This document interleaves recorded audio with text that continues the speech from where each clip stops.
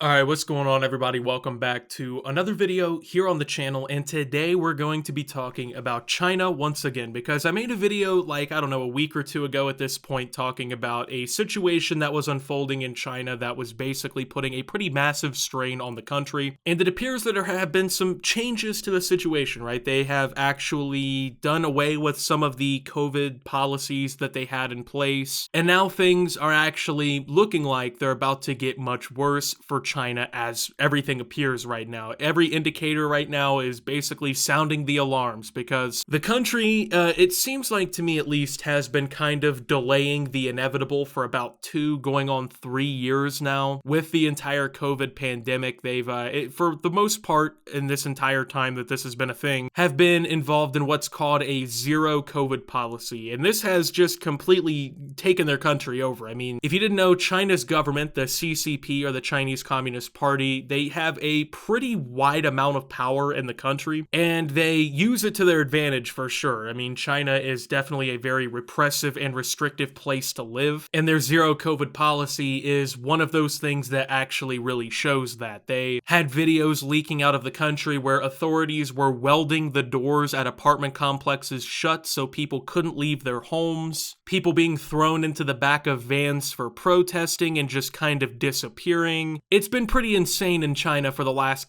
month and a half. It's really been kind of building up over a period of months now, but especially the last month and whatnot with all the COVID protests and everything. And then now them basically bracing for impact. It's just been not necessarily great in the nation of China. And they're actually about to face an unprecedented crisis in their country. So as most of us here in the West know, I know a lot of my audience lives, especially here in the United States alongside me, the worst of COVID has pretty much already come and gone, right? You know, we had the first waves and everything go down. We got the vaccine to come out. People gradually started getting vaccinated. People were social distancing, wearing masks. We did all these different things to stop the spread of COVID. And obviously that still wasn't enough to actually fully contain the spread. Even with all these things that we as a society changed and did, millions of people still ended up getting COVID. Thousands of people still ended up dying. And we had a pretty large COVID crisis here in the West, right? Especially here in the United States. We are one of the worst affected nations in the world as of pretty much all the data saying it. But now we're kind of back to what I like to call that point of normalcy. We don't have to wear masks anymore. Most people have already gotten the vaccine. COVID cases are still relatively low. It's not really as big of a threat as it was maybe a year and a half ago, right? In a lot of ways, they've already kind of declared the pandemic and whatever over here in the United States because, well, we've already gone through it. We dealt with what came to us and we got past it. So now life is kind of back to normal. But in China, it never has really been that way. They never had dealt with it head on, kind of like the West did. And they, like I said, they had the zero COVID policy in place where they were restricting people's human rights, essentially, locking them in their homes like caged animals and whatnot. And eventually people just got sick and fucking tired of it, and they started protesting and they spread across the country. There was protests everywhere pretty much, at least in the major cities. And it got to the point where there were so many people protesting, so many people getting upset that the government kind of buckled in finally. And they have now started scrapping some of this zero COVID policy. And as a result now,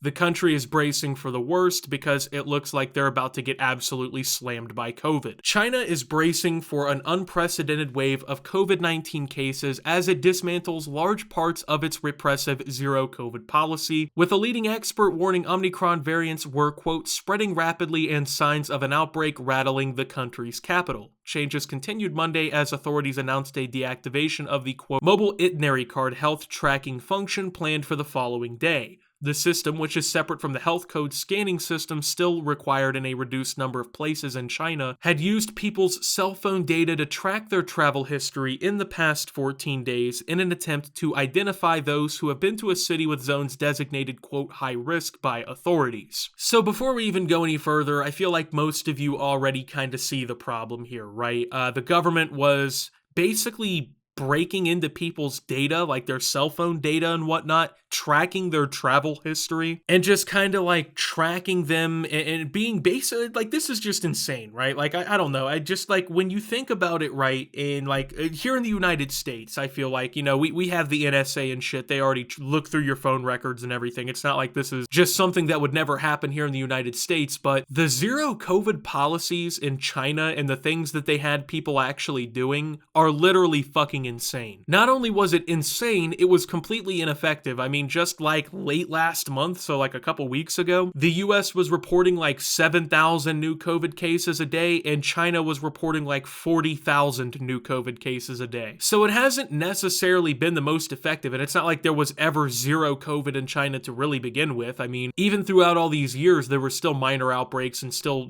COVID spreading throughout the country and everything. It wasn't like it just went away for years and then just came back now. It's basically just been a way for the government in China to overreach and kind of, attack people's personal rights and freedoms and like track them even more and do all these crazy things with, well, little to no reward for it in all reality. I mean, they still have to deal with COVID, and then now especially that they're scrapping a lot of these policies and these things that they were doing in an effort to stop the protests and people being upset at the government. Now they're worried that they're going to have to deal with like a massive surge that could really start to do some societal damage. So the country is only days out from a major relaxation of its long-standing zero COVID measures, which came as a head-spinning change for many Chinese living under the government's stringent controls and fed a long-standing narrative about the deadliness of COVID-19. Last Wednesday, top health officials made a sweeping rollback of the mass testing, centralized quarantine, and health code tracking rules that it had relied on to control viral spread. Some aspects of those measures, such as health code use in designated places and central quarantine of severe cases, as well as home isolation of cases,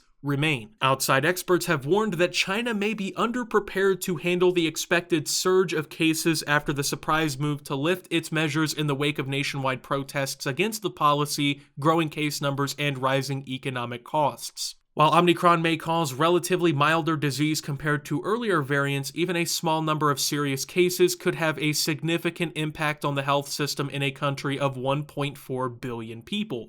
Zhong, in the state media interview, said the government's top priority now should be booster shots, particularly for the elderly and others most at risk, especially with Lunar New Year coming up next month, a peak travel time where urban residents visit elderly relatives and return to rural hometowns. Health authorities on Sunday ordered improvements in medical capabilities in rural areas by the end of the month. Measures to be undertaken include increasing ICU wards and beds, enhancing medical staff for intensive care, and setting up more clinics for fevers, China's National Health Commission said in a statement. So now it's kind of at this point where, like, from an outsider perspective looking in, like I said, we've already kind of dealt with the, I would say, worst of the pandemic here in the United States and in most other countries around the world, to be fair. So with this situation, right, you got to think, because they're loosening up all these restrictions and everything, there's an expected increase in cases to come. It could really weigh on the health system in the country and everything. Isn't this kind of all of the same shit that, like, we here in the United States went through in, like, 2020? Like, from the way it appears to me, this is the most inefficient possible result that the government could have had. Like, I'm not sitting here saying, like, the US response to COVID was perfect or realistically even great. I mean, a lot of people still died, a lot of people still got it.